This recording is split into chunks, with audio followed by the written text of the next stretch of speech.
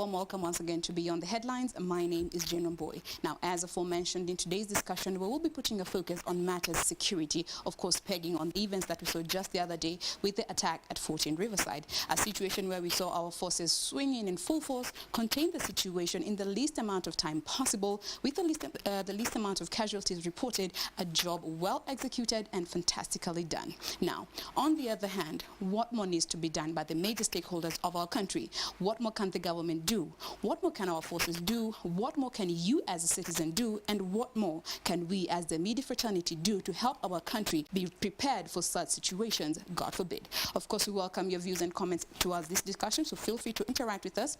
On Twitter, we are using hashtag BTHKBC. Our handle ever remains at KBC Channel 1, and my handle is Jane Mamboy. I will be back to sample some of your views and comments as we proceed on with the show, but for now, conversation starts. Back to you, Catherine. Well, thank you, Jane. Give us your feedback. Of course, we will be back later on to sample what you have to say. But for now, it's time for me to introduce you to the gentlemen who are joining me in studio. I'll begin to my immediate right, where we have with us Joseph Agudi, who is the chairperson of the Nyumba Kumi initiative. Not new to you. Karibu sana. Asante sana. Good evening, viewers. It's true. I was within the chairmanship of Nyumba Kumi until towards the end of October, when we wound up and the committee left. Yes. We'll be talking about that in just a bit. Yes. Okay, next to him we have with us Julius Delahaije. I hope I pronounced it right. He is the CEO for SGA Security. Thank you for joining us this evening. Well, thank you very much for inviting me again. I think indeed it's going to be very interesting with a panel like this, and for sure we will have an interesting discussion with each other. So thank you very much. Yeah, thank you for being with us this evening. And next to him we have with us Rama Wangombe, who is also formerly from the Nyumba Kumi initiative. Thank you for joining us this evening. Thank you very much, viewers. I'm glad to correct you. My name is Major Retired. Oh yes, Major. Major oversight. Good to have you, Major, with us this evening. And finally, of course, our resident analyst and governance expert, Alex Manyasi. Alex. Always a pleasure. All right, let's begin this conversation, and I want us to start off from, what transpired this week. In terms of the state of preparedness, how would you say the security agents were? And I want to begin with you, Julius. Well, yeah, of course it's very difficult to make to have a full picture because even evaluations still have to be finalized. On one hand, I think first what I noticed is the security forces were in quite fast, for sure. Apparently a lot of lessons learned from before. On the other hand, and the overall, let's say, timing of the event, for sure, also compared to previous events, I think they handled quite well. But of course, major point is evaluation later on. There's always ways where you can improve, where we should do better. And I think you mentioned a couple of topics. Is communication is I think a very important element, but overall what I had explained earlier, I think the people that were into that job did a great job actually. Overall I think we definitely have to give them an applause for that, because these are not normal circumstances, and people are really at the end, they're risking their own life to rescue other people.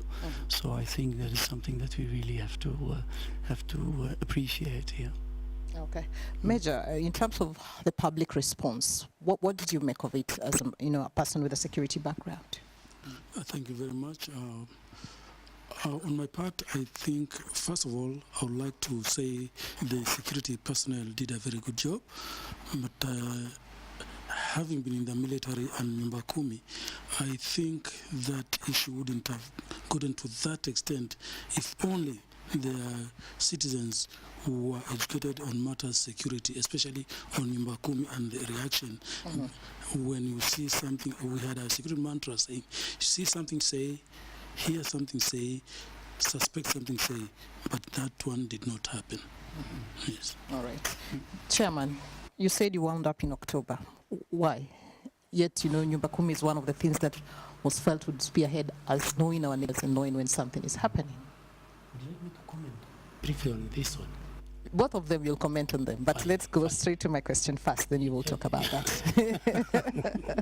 You're a commander. What happened is that the campaign was timed. It's a crusade. Yes. And we were supposed to push the campaign where you're mobilizing the citizens to start, A, you raise their security education, B, you also raise the security education of the government officials, and 3, have them understanding one another so that they are able to help one another. But from around July, we started on a downtrend, where activity, where we, for instance, the journalists, we had trained 702, and we wanted to train more, because if a journalist is well informed, quite frankly, the whole community tends to be mobilized very well. The faith-based media that died in July 2017, but we were grounding to a halt because of the resource that one was moving towards that direction. Now, with regard to this particular incident, I see it in a very natural manner. The country prepares for disaster, and you prevent while preparing. In the event of one of them disaster striking, you are able not only to respond but also to move all the way to mitigation, and that has been done very well. When I know the campaign we've done and the preparation we have been telling the parents, the teachers, the clergy, that if you see a change in your child, or if you are in a school and you see changes, kindly don't keep quiet. Report in order to help that person. Then the other side is, in the event of somebody who went and you do not know where they went, and you see them come back, you again report. If you don't report, then it endangers that particular child, that particular recruited person. So with regard to the way I saw the whole process, is that the National Counterterrorism Center, the police, the citizens themselves, there has been a lot of work done on to prevent, but not enough. We should have done more on the recruitment and the training, or raising the security education of the citizens. But the way the services, the forces responded, I do not have. And may I say this, media, this time the mess I saw in Westgate was really reduced. I could see the constraint the editor's head, how much to release and how much to help the Al-Shabaab in their morale that they have succeeded in this attack. I could see the need to inform the people, but not to bring to help the Al-Shabaab feel proud. And may I say, as I hand over the mic back to you, that issue of getting the leadership of the country, from the president to the minister to the leader of official opposition, to the various members of security-related committees of parliament, and senior citizens talking and demoralizing Al-Shabaab, bure nyinyi, you are cowards, munaingilia kuattack watu because you are cowards. That was good, and that we are not going to give up. Okay. That I liked. Alex, based on what he's saying, you know, say something in terms of the public and the systems that are there. Do you think the public is able to feel confident enough to make a report when you see or hear something? Thank you, Catherine, for that question. And probably I'll start from talking about how we even got here in the first place. One of the things that we will realize as a country is that even as Chairman talks about Nyumba Kumi, we have the very high end, which are very easy to know who stays where. Because the very high end, it's easy to know this is Uhuru Kenyatta's house, this is Raila Odinga's house. For the very low class, the Mkurus of this world, the Kiberas of this world, it's again very difficult for, they know each other. However, it's also hard for a terrorist to go and have weapons put in a house in Kibera. But for the middle class, where some of us stay, that's where the complexity is, and that's where the terrorists have discovered that they can actually go and hide. Why? It's because that is where people care about knowing each other. It doesn't help much that is not a legal requirement. You know me. And so if you consistently look at how it has been happening, these guys have been hiding in such places. Gated community, probably on compound, you have your own facilities. The only person you need to talk to, if at all, is a watchman whom you can also ignore. So having said that, that also translates into one of the lapses which you have seen, which I have a problem with majorly. Of course, the security agencies responded very well. But what I'm unable to put together in my mind is how these guys consistently communicated on phone. That I cannot understand how those lapses were actually let to go. And so you'll find a scenario where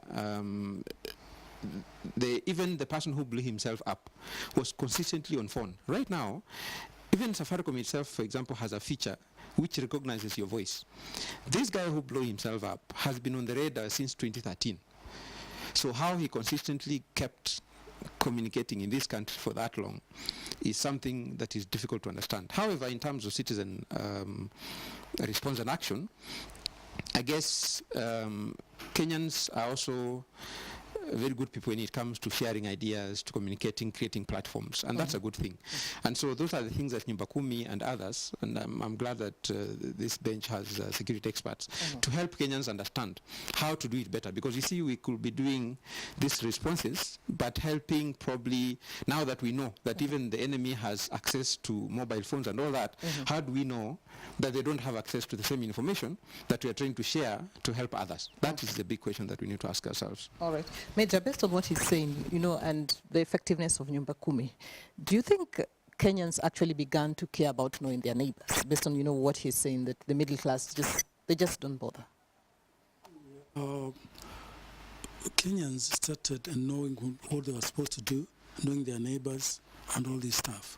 We had we had actually 391 clusters trained by Nyumba Kumi. And we had also trained the media, we trained the police, we trained so many people. But the problem we had, as the chairman said, from July 2017, we have had a problem with the financing of the committee. So we've not been able to go around. And again, we had our own number which we used to give to citizens, so that in case of anything, in case they see anything and they feel like they are threatened, they send a message through that number. They don't have to say their names. They just start with a county. For instance, you are in Nairobi, you say, I'm from Nairobi County, and I'm at KBC. I've seen an old man, and from the way he's walking or the way he's doing things, we suspect he's not a good person. So if you send that message, the first person to send that message is the OCPD, the local OCPD. It goes all the way to the PS, internal security, and the DC, the county commissioner, DCs, DOs. But that number was killed. Reasons numbers, because it was helping citizens, and I'm quite sure if that number was still working, this would have been caught when they were in is it Gishagi or Mushagi, that place? I don't know. They wouldn't have gotten to what they call it, Dusit. They wouldn't have gotten there. But because that all the time doing things, and people, they were suspecting, but they could not report. And normally the citizens fear the police. they are not sure as to whether if they take a message to the police, it will be turned against them. So they just keep quiet. So I'm quite sure if things went the way Nyumba Kumi had planned, nothing would have gone wrong. And like Nyumba Kumi was there since 2015 November, there was no attack on Kenyan soil. So that campaign, was it designed to run for a particular time? The Nyumba Kumi initiative campaign? It was to run forever, let's say, because even Britain have their own community policy, US, many countries. So it is more of a problem of funding from what I get from you. The money was budgeted for 3 million per quarter, but it was never given to the committee. It was never discussed. Yes. Okay. You are in a private security firm, and just looking at, the situation, how is it that security firms play into the larger security of the country? Yeah, well, of course, a group like ours, employing 18,000 employees throughout East Africa, we are throughout the country, so in the communities as well. Most of our guards live, of course, in the broader communities, not only in Nairobi, but throughout the country. Yes. So internally, at least, we have quite clear communication lines. If some of our guards or our employees see something, record something, that is escalated internally. We have those lines, and then based on the nature of the information and the seriousness, we will act, and or of course provide the information to the appropriate authorities, because that is, I think, one of the key elements. And what we noticed, what happened last week, there was quite some stories where people said, well, yeah, I did see something suspicious from hindsight, or sometimes people only understand later on, and that's where we can help them, I think, with publicity, education. But for instance, one of the other elements, if you don't know where to go, let's face it, there are security guards all over the country, many of them. So if you don't know where to go, then at least report it to those people, because they do know what to do with that information and where to provide it. But I agree, it would be much better to have one number where people know I can anonymously or even, I know I can give the information there. It is entrusted, and I don't have to be careful, scared of what happens to me because I made a certain information available. So I think that is very important and key. Throughout, I think what we should definitely do is the education, create alertness, create awareness throughout, being alert. And I've said this many times, security is about being proactive and prevention and not being reactive. When you react, it's most often it's too late.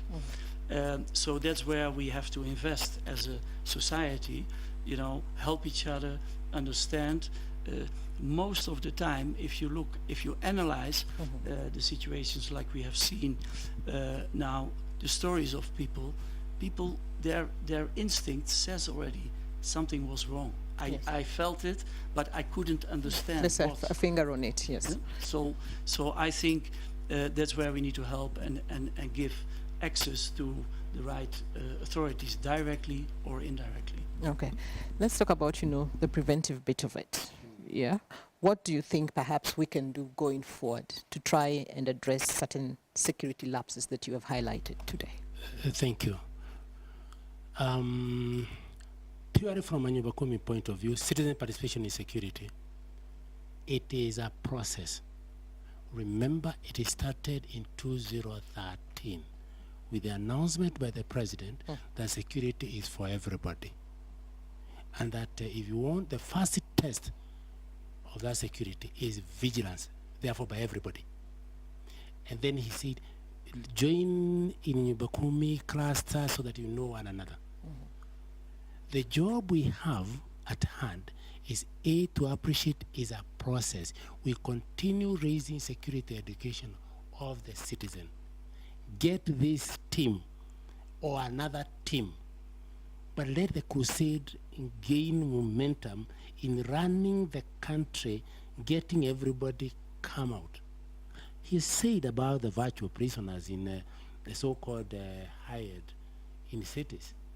They are virtual prisoners, and that's where quite a lot of those things sometimes happen. We have nearly a million guards, isn't it? Well, in Kenya, private are about 400,000. 400,000. That's privately. So. Privately. Private Now, when you okay. look at that number, it means guards alone, it is a guard to every 100 citizens. They are a critical lot. There ought to be a very intimate relationship with the government ministries, departments, and agencies, with them. Then they are very close to the citizens. Remember, when the citizen sees that person, that guard is the first one also to be brought in. So from where we are, I am very comfortable the way we are going. The country structure, the president and his government is very clear. The manifesto is very clear, and the manifesto states the current ruling party.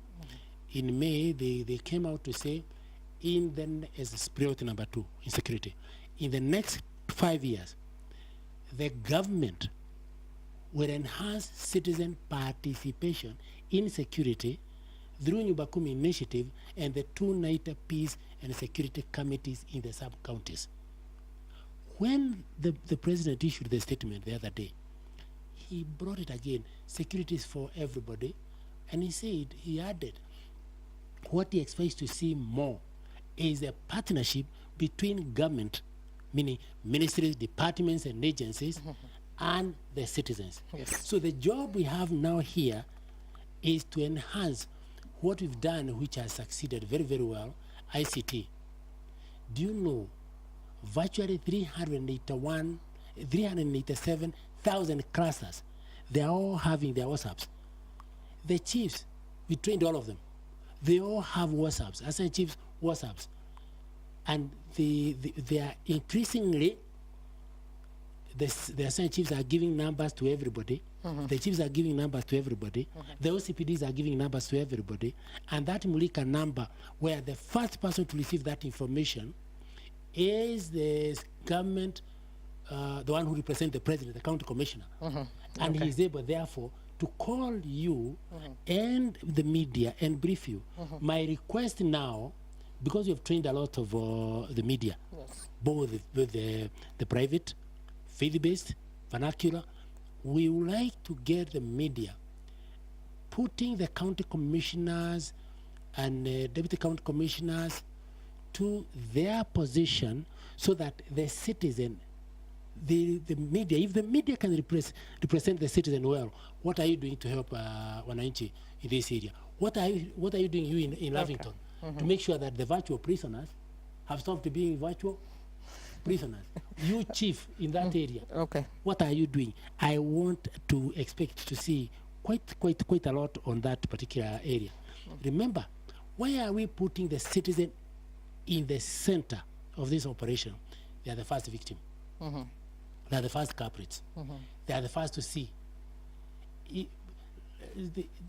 What I have not liked is where somebody would think that the police, the KDF, they are the only ones who man the security. I would like to see, with my experience, I remember I left the government administration long ago, but the administration did not leave me. Therefore, I'm able to observe that the citizen is number one on that. Actually, is the first line of defense. Police and DKDF na wale wengine wanakuja nyuma. Wanakuja baadaye. Exactly. All right. Based on what he's saying, the ICT and how people used it, during this particular attack, what did you make of it? Is there a way that we can do it better? The kind of pictures that were circulating, the messages that were going on social media. I guess there was the communication aspect of it helped during the attack, of course. There were some people who were able to to pass the information about the specific people and where exactly they were. So that was very helpful in terms of just getting the security agencies be sure. Like, for example, I was seeing one where someone was saying there are 40 people in a specific place in a specific corner on this floor. So that was very helpful. However, I think I concur with what my colleagues are saying. In terms of just making sure that what if that information, like I said, had access to the wrong hands? You see, that even puts the people in more danger than the help you're trying to create.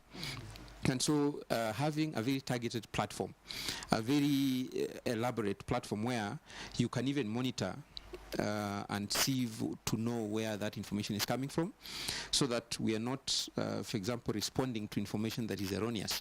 Because you see, if the Al-Shabaab were brighter than they were, because I don't think they were, probably they would have even created a different platform to create wrong messaging, so that the security agencies are directed to different places or different areas where things will have been used wrongly. So you're giving them tips. All right. Yeah. So no, the good thing is I said they were not bright. So, yeah. So I think ICT, if used properly, communication can be a key factor in actually doing some of these things. But you see, as a country, again, we have not even utilized the bare minimum that we have. We have CCTV cameras in this city. Mm-hmm. We have not even utilized that aspect alone. Sometimes I keep wondering why we invest so much, and then we don't use the basic facilities that we've created, so that, because if someone had observed using that alone, they would have known that this vehicle moved from this place to this place at this time. And you will have known that, for example, the communication that was going on, this vehicle moved, you will have picked signals. You know, those are basic things that the police will have used. And unfortunately, you know, for anyone who lost their loved ones, one is one too many. We wouldn't want to get to a point where we're even dealing with one death. If we can prevent as much as possible, it may be inevitable that things will happen, but if we can see the effort of making sure that we prevent as much as possible, and of course involving the citizens to ensure that we give tangible information which can be used. However, again, sorry, before you, anytime, and my colleagues have said, anytime you give information to the police, I can give you a practical example. Yesterday I was on the Southern Bypass, and there was Pratt driving very badly, and I flashed him, and he showed me a shoot sign, and I called, yeah. But he can shoot you. Yes, and I called 999. I told them there's a vehicle here which is driving badly, and I'm not sure. I know on the bypass, people are driving more than 100 kilometers per hour, so it was pointless for him to be driving like that. I got no response up to today. So what are we dealing with? We need to be also aware that we are dealing with security agencies who sometimes don't respond as much as they should. So we must have the effectiveness an alternative isn't platform. as good. In terms of reviewing, you know what he said, the CCTV footage, because most of the time, the only time perhaps I would say security agents go back to review is when an incident has already happened, is when now they go back and start tracing what could have happened. Is there, you know, a channel in which you can review this footage every other day? That way you can be able to detect, you know, like I said, this vehicle has been parking here every day. Who are these people? Why does it park here? Why is it at the same time? What are they doing? That kind of, you know, review, does it happen? I think, as he said, and my colleague here, we have a big problem on the reporting of issues in this country, because most of us have the belief that we just react to Any situation. Any situation. Yes. We are not proactive, like I was saying it. And I said it earlier. If only that platform which we had formed could work, certain things were arrested earlier. Because like when you're in a matatu, for instance, and the driver of that matatu is drunk and disorderly while driving badly, how do you do it? Do you report to 999? If you had 22068, you just report, it's anonymous, and the police will wait for that driver. That's one. Two, if the police are misbehaving, because they're also humans, then who do you report to? 999? Saying that there's no CPD is misbehaving here?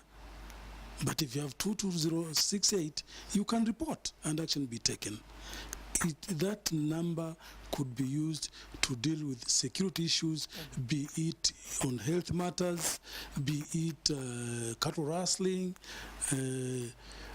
education matters, anything, name it.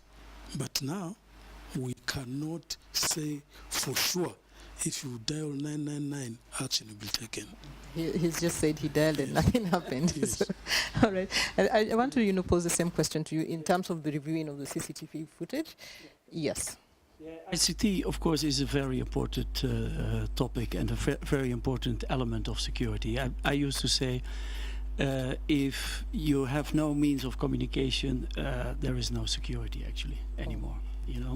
And that's where. Because if we put a lot of guards on the left side of the building, but the incident is on the right side of the same building, and they don't know how to communicate with each other, nothing. So ICT is key. I think innovation in security is on top of the agenda and should be more enhanced. The good thing is Kenya as such has, compared to many other countries, very good IT connectivity. The Safaricom, the Airtels, there is a lot of fiber optics. So basically, it's time now to use it and to go to more advanced applications. We have last year introduced quite a couple of interesting security applications. You mentioned CCTV. Now, indeed, one of the challenges is that we get so much information, how to deal with it, what to do with it. But now there is software programs, applications where you have face recognition, you have car recognition, you have geo-fencing, geo-zoning. So basically you protect with digital cameras, you protect areas. So everything that happens there, you can not only record, but you can create alerts in advance. So if the same person, is coming into a certain area with strange behavior, I can store it. I can do something about that, and basically it creates alerts.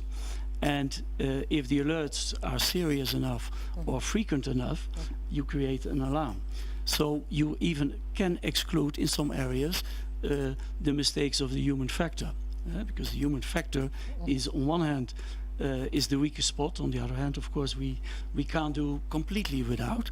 You're talking about those who take bribes too. Yeah, and so basically software application security become more and more important, and we as security firms, for sure at our company SGA, we are applying those services, and they can be for individuals, but also can be used by government in a very large scale, actually. So how often do you review, the footage that you get? Is it a daily thing, a weekly thing, or just when? No, well, actually, I think it should be a real lifetime, on-time item. We work with control rooms, and the control room should not just look at the video from yesterday. That doesn't make so much sense. That is only when the incident has happened. So it is important that that control room is actively pursuing all the alerts that are coming in. So if there's an alert, we will send a response team, or we will alert the guards on site. Something is happening, please check. Send us video back, or send us reports back on what's happening. So that is what I mean with being preventive and proactive. You can do much more, Alex, I know you want to say something, but you need to take a break, so I'll just give you 30 seconds, or you won't be able to say it in 30 seconds. One of the things that our security cameras in Nairobi, for example, are able to do is actually facial recognition. The reason why we don't have a lot of cars disappearing in Nairobi is because once they blacklist, anywhere where that car will pass, it will be flagged. So I do not understand how this guy showed up in public so many times, and yet our security agencies and spoke to on phone so many times, and it was not flagged. See, that means, like I said, we're just not using the basic facilities that we have. We spend billions of money to secure our country, we need to see the benefit of the same. Okay. We need to take a break, gentlemen, but we'll be coming back after this. Of course, we are discussing security matters. How best can we be able to protect ourselves, and what is the best way going forward? That is our discussion today. Keep talking to us at KBC Channel 1 is our Twitter handle. At KBC, at BTH, sorry, is our hashtag. Keep talking to us. Jen will be here shortly to sample your feedback.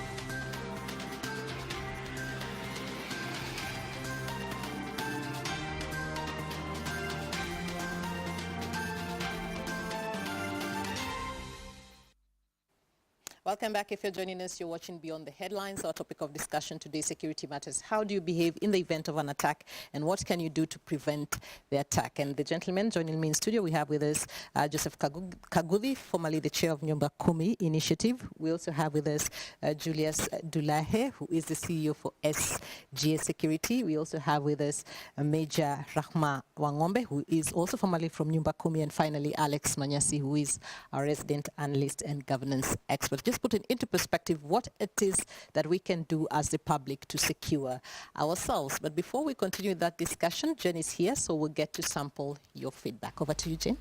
Yes, Catherine. Remember the hashtag to use is hashtag BTHKBC. Our handle is at KBC Channel 1. Let me just sample some of what we have received so far. We have John who says, and remember, these are just the views of the opinions of our viewers and not necessarily what the broadcasting house stands for. We have John who says, we need to have an honest discussion here in Kenya about several issues, key among them religious extremism. Those sheltering terrorists are in our midst, and some of us know them. All right. We have Pablo who says that we need to arm our security guards. Basing on the attack, a terrorist blows himself up or throws a grenade at the guards. Will they really have a chance? It is a joke thinking that our guards will have a fighting chance against these terrorists when they are unarmed. All right? We move on to the third tweet. We have Keegan who says, security starts with you and I. If you see anything suspicious, please report to the relevant authorities immediately. There was a guy who had a suicide bomber on phone just before he blew himself up. This is from the Dusit attack. We move on to another one by Oyoro who's saying the New York Times failed in its duty of reporting the Dusit attack, and Kenyans were right in condemning this and demanding for an apology. However, I hope Kenyans are able to resist any attempt to reduce their own rights or civil society space in the guise of media regulation, especially where international media is involved. And one final one from Hesbon who says we need to install external building surveillance systems to all buildings to monitor such occurrences swiftly from safer grounds. So as you can see, the question of security surveillances has been brought up. The media reporting a case study, the New York Times, how they reported. We have Keegan who says, see something, say something, just what was said here in regards to suspicious activities, especially being aware of your surroundings. And Pablo who says, the whole question of arming our security guards in the event that somebody throws a grenade at them or a suicide bomber blows himself up, what then are they supposed to do? And John is saying, bringing the whole question of religious extremism and how much it contributes to the insecurity of a nation. Keep the conversation going. The hashtag is KBC at KBC Channel 1. Catherine, over to you of these important issues. Well, thank you, Jane, for that. And I want to start with you, Chairman. You know, the first issue that you raised, that, an honest discussion about religious extremism. What would be your immediate reaction to that statement? We had recognized it.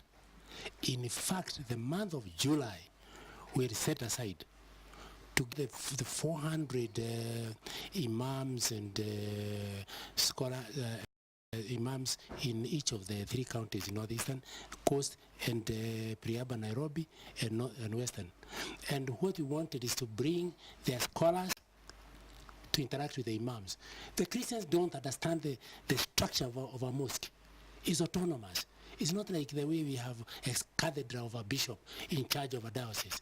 And we wanted to get those discussions going on, and the media had accepted to cover those debates live, so the Christians who are being recruited, particularly the young people, they don't fall into that. You ask a question, is it true that they were killing themselves because they want to be martyrs? Martyrs, so they be with God. The scholar should be able to explain what that means, and the various schools of thought. So I agree that is something to be done, and the sooner whoever is in charge of this portfolio put in place a replacement of this committee, or ask them to continue until you get another one going. Don't allow this row. This is the right time to grill the citizens, because they are ready. And the pressure, personally, I know I have, even now, that you come explain a little bit about, the citizens are ready. Now, but back to the Army of Guards. I recommended it. I want him to talk about that, because he's actually... I recommended very openly that we arm the guards. Okay. Now, but let Jules talk about it, because back to ICT. This ICT, remember what we need to be careful on. The first Secretary General of Al-Shabaab, the late Godana, he had said the war on this Al-Shabaab to Tashidana on 3 things. Where we hit, will hit causing maximum pain, maximum injury. Number 2, create maximum fear. And using, quote unquote, the gullible local media have maximum publicity. We need to be careful. I have noted a few media houses on national television, they bring clips from the promoters of Al-Shabaab. It is utter nonsense, because you cannot keep on showing how superior the Al-Shabaab is in training, because you behave like that Kano was in Nigeria, where he saw even armored cars. He went to their website and got it. He had to be sacked because he ran away from them. They didn't have even those things. So on this ICT thing, Major should be able to talk a little bit of what they do in the military on these cyclops. But on reporting, the Kenya government, the president, in around October 2013, he established the Control and Command Center in Kenya, whereby all the agencies, they are centered somewhere. And they gave us, you remember the IG kept on repeating that number, particularly in 2017, 999, 911, 112. It is a question of supervision. I've called it sometimes.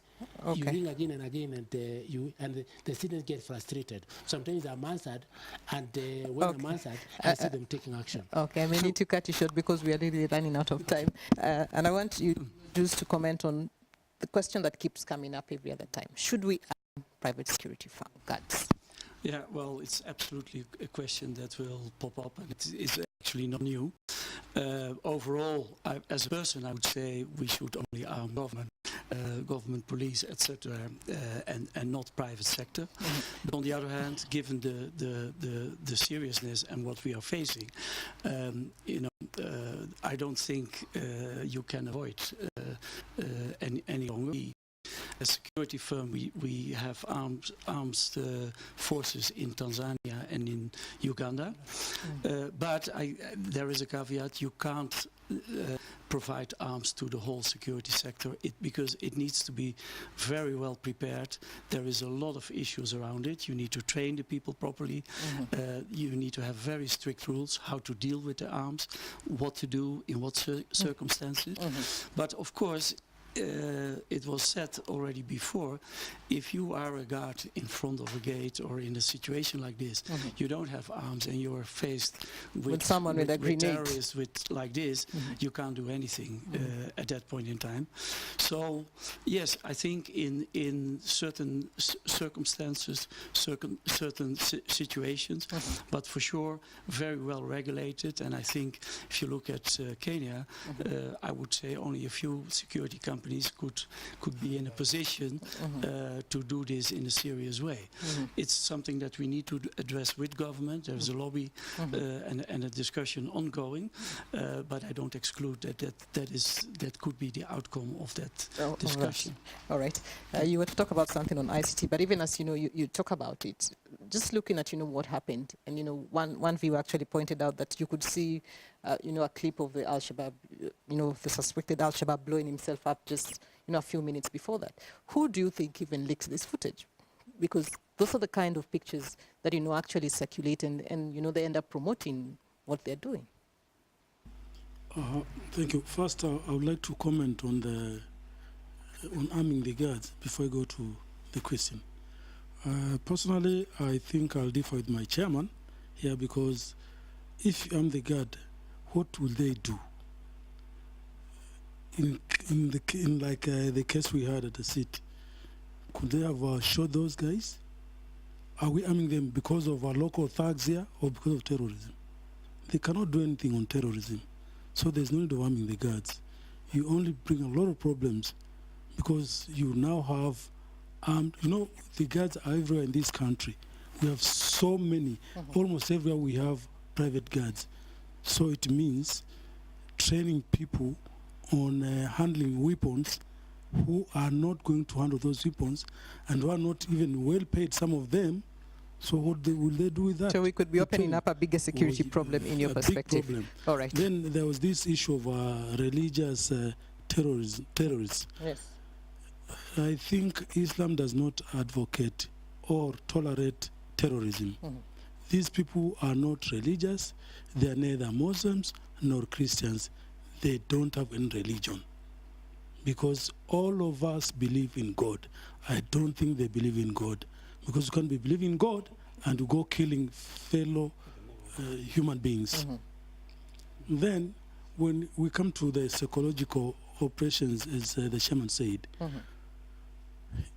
these people have trained their people on psychological operations. That's why in most cases they do something small, they show it up. The problem again, the problem again is with our media. You show images of huge terrorists. Do you want to tell me a young, small boy from Somalia who is not even able to get food for himself can be bigger than a Luya or a Kisi from Kenya? Where are we showing this? We show them that they've killed so many people in Delahaije.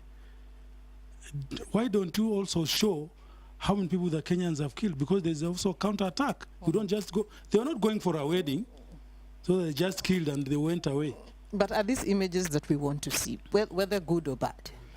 The images are bad. You don't show images of these terrorists doing anything. Just kill the story, because that they are using the media to show the might, and they are not good at all. Okay, let's talk about the footage that I referred to, the one of the terrorist blowing himself up. That was gotten from as my friend said. Yes, it's just a boy. He was told that if you kill yourself, you are going to get I don't know what in heaven or paradise. But if that's true, then why didn't that person who told him to kill himself first? Angejua kwanza apate hiyo mali, then the other one follows. But who do you think leaked this footage? Man, the footage, there must be some people who are somewhere. It's not even the fellow terrorist. It's one of us. Yes. One of the people. Yes. And instead of him also showing the security people so that it could be arrested earlier, he thought of giving it much later. And this boy was just confused. It was a group of confused people, as my friend said, but I can't go on talking about it and give him more tactics. All right, Alex, your perspective. One of the things that I keep thinking about, for example, even talking about private security, all of us know that, for example, the gadgets that the private security guards use. You go into a building, they pretend to be searching you, it keeps making the same noise. I keep asking myself, what's the difference? So Major seems to know the difference. He even smiled. Those are so basic. I get so tired. Sometimes I tell them, don't waste my time, because at the end of the day, some people walk in, others are checked, the noises are the same, so it's the same. Secondly, if you think about even the security firms themselves, how do they make sure, for example, and we had someone saying on television the other day how he saw them coming almost 4 days before. They used to come to take tea and they used to tip them. So what happened? After some time, the security guards were no longer checking them. Basic things. So these guys knew that these Kenyans, once you go in, give them 100 bob, and tomorrow you come and buy tea, give them 100 bob. The third day, you'll come in with a load of arms, and nobody will allow you, will check what you're carrying. So we need to even put guidelines on if security firms are supposed to be working in this country and providing security. Do we have any guidelines to ensure that they're actually doing that? There are basic things that we must, as a country, be alive to. If we kill this 100 bob thing, if you kill the fact that if I give you 200 shillings, then I jump the queue. If I give you 200 shillings, then I will not be checked. Then at the end of the day, all of us die in the same process, because Kenyans have died because of stupid lapses which should not have happened. Okay, I'm told our time is up, so we may need to wind up. You want to talk about the gadgets? On two things quickly. Is you're absolutely right, we should be much stricter, but it's us as audience, as citizens ourselves, we get irritated, frustrated if a guard tries to do his duty. So those protocols, you're absolutely right, should be very strict and strictly adhered to. So that will for sure help a lot, and we should from time to time accept that, yeah, it can be annoying, it's not pleasant, but the other element is indeed, as I said, innovation with technology. The technology will help us to at least reduce that weak human factor, because then you can avoid, you know, that people are being paid, or we keep an eye the other side. So I think that combination, you know, should help us, because at the end the security is for us. It's not for the guards, and it's for ourselves. It's for the audience. So we have to accept that they are trying to do a job, and one does it unfortunately better than the other. All right, our time is up, gentlemen. But thank you so much for your time and, you know, sharing some of the insights and tips with which we can use as a country to try and move forward. But obviously, ICT appears to be the next frontier where we should be focusing on, and community policing still remains very key. We need to talk about what we see and, you know, find effective channels to be able to make that communication. So we appreciate you coming here this evening. Well, I have been talking to the former chairperson of Nyumba Kumi Initiative, that is Joseph Kagudi. We also had with us Julius Delahaije, who is the CEO of the SGA Security. We also had with us Major Rahma Wangombe from the Nyumba Kumi Initiative. Mwangombe. That name has okay. Rama. All right, thank you, Major, for that. And finally, Alex Manyasi, who is our resident analyst and governance expert. My name is Katrina Chenga. This is where we end Beyond the Headlines tonight. But now let me leave you in the hands of Jane to take your final comments before we wrap up the show completely. Jane? Well, I think we'll put a cap with that on today's discussion, but thank you very much for being a part of this key discussion. Thank you for your contribution towards this talk. We do hope that you learned a thing or two from today's discussion. Be sure to join us again next week right here on Beyond the Headlines from 6 p.m. all through to 7 p.m. for another fantastic discussion. My name is Julius. Do enjoy the rest of your viewing and have a lovely evening.